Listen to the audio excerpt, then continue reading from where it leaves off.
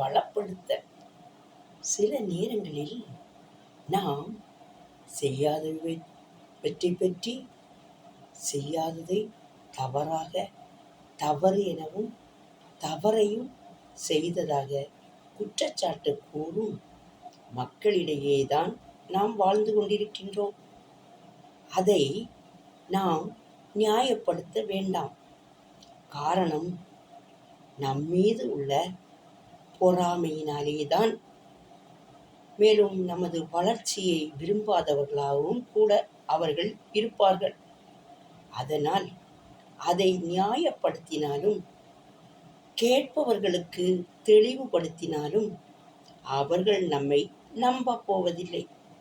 அதனால் திருவிவிலியம் கூறும் வார்த்தைகளை மனதில் கொள்வோம்.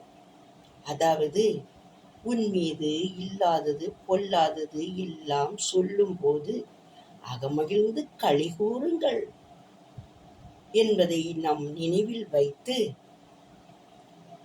நாம் அவ்வேளையில் நம்மை சரி செய்து கொள்ள கற்றுக்கொள்ள வேண்டும்.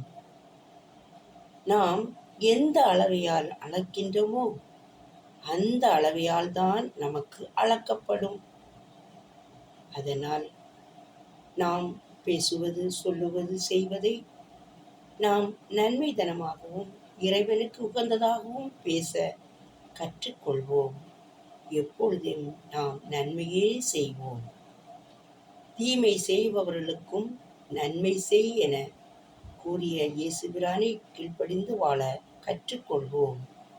வாழ்க நல்வாழ்வு, வளர்க இறை சித்தம்.